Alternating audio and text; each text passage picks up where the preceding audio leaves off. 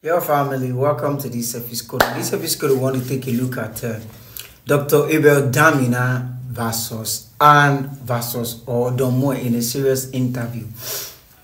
Dr. Abel Damina interviewed Don Moen, which they have a serious discussion about his career, how he got started, and then how happens to be because Don Moen said he happens to be an introvert, not even extrovert. How he couldn't even stand in front of 15 people, and how it happens that he's standing in front of thousands of people.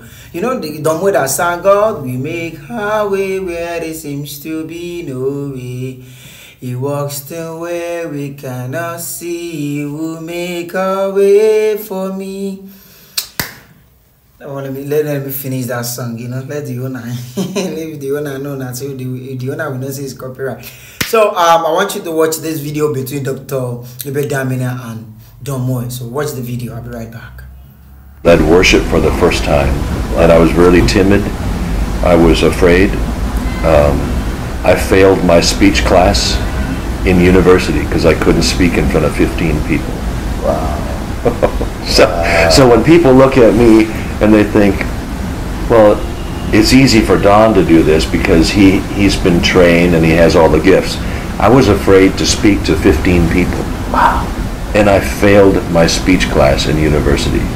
Okay, so my wife's sister wrote her a letter about 30 years ago. In that letter, she was praying for us, and she said, I saw a picture of Don standing in front of thousands of people, leading them into God's presence and writing songs that soothe the hearts of kings.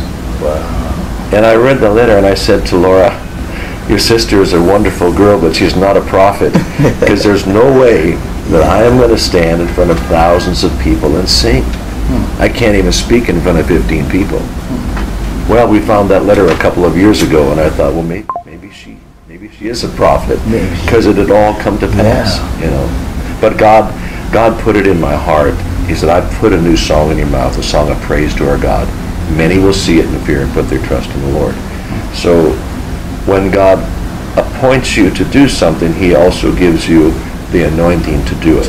That's right. So what has happened to Don Moen is just, it's all because of God putting that desire in my heart, number one, but then also confirming the calling, and as timid as I was, I still am an introvert. I don't like to be. People think I'm an extrovert, but I'm really an introvert. But but I don't like big crowds, but I'm always in front of big crowds. And my wife will tell you that I'm really an introverted person. I like to be with one or two, but God uses unusual people. He does. He does. Well, Don, talk to me about years of preparation, because somebody will just see you today, listen to your music, and want to be Don Moen right now. Years of preparation. Well, when people say, I want to do what you're doing, you know what I tell them? Make your bed every day. That's right. They say, well, no, make my bed every day. You know, be on time. That's right. And I tell them things like this. They said, no, it's not that. I want to do what you're doing. That's right. What can I do to be doing what you? I say, make your bed, clean your room, be on time for rehearsal. Yes. But it's all about character. It's about what I do on stage is a result of many years. Do you know I traveled for 10 years with this singing group, and we did 3 concerts a day, 350 days a year for 10 years. And I stayed in people's homes, and I slept on their couches. So we would set up all of our equipment, do a concert, tear all the equipment down, eat some fast food, go to another school in the afternoon, set up all the gear, do a concert, and move to it and tear it all down, go to a church or a civic center at night, set up all of our equipment, do a Bible study for an hour, and then do a concert. Then we would counsel people for salvation. Then we would tear down all of our equipment, and I would sleep on somebody's couch. We did that for 10 years, about 350 days a year. So I've done about 10 10,000 concerts like that. So it's not like I just one day decided to be in front of people, but by the time God put me in front of a larger audience, I had, the rough edges had come off. Yeah, I've trained. Rough edges have been knocked off me. I don't take Don Moen so seriously. I'm humbled at what God has done, and I can laugh at myself. But it was all those years of preparation, and singing in a small church, doing small things, rolling up cords, microphone cords, carrying boxes. Then I traveled with an evangelist, Terry Law, for 15 years as well. And you know what I did? I led worship for Terry, and I also was the one to bring his books and his CDs and his tapes to sell. I was bringing boxes in, and I was sweating, and then I would get on the stage and lead worship. But it's all about serving and keeping your attitude right, I think. If God is going to entrust a young person with a big platform like that, there has to be some preparation where they learn how to serve, learn that it's not about them, and I think those were the years of preparation. And I had a man, Terry Law, who was responsible for pushing me out of my comfort zone every Sunday. I used to listen to some of his messages some years ago. Powerful speaker. I'm still on his board of directors, and he's still my dear friend.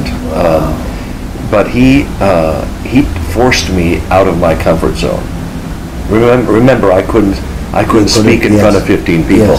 Well, I could play in an orchestra, I could play in a band, but I didn't want to be the front man. But I would travel with Terry, and I would carry his books and his tapes, and then he would say, "Before I preach, come and sing a couple of songs." And I was not a good piano player, and I told Terry one time after a church service, I said, "I'm not doing this anymore. I'm tired of being humiliated in front of thousands of people." And he said, "You need a good kick in your rear end to get you doing what God has called you to do." Terry knew. That's right. And he pushed me out of my comfort zone. And if I would say to people, if they have a pastor in their lives, if you have a pastor or a mentor in your life that's pushing you out of your comfort zone, you thank God for that, because they're going to push you beyond what you're comfortable in. That's right. And but that's what Terry did for me, and he forced me out of my comfort zone every single week. And after being humiliated in front of hundreds of thousands of people, I actually developed a style. That's right. That's right. So anyway.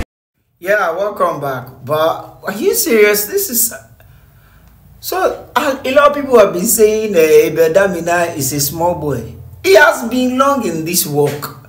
He has been doing this for a very long time. Well, this is just one part of the video. I'll give you another part of the interview. More serious discussion from the interview, but just sit right back. You'll get on the next episode. You see the next episode about the interview of Dr. Moen. Thank you very much for watching. God bless. Please don't forget to comment, subscribe, and share. Help your boy. Help me. Help me. I'm telling you now. It's not that tomorrow they not say something happened to me. You not say I'm praying for him. I wanted to help him. Help me now. I'm telling you that I'm dying. It is well. God bless you for watching. God bless you. Share. God bless.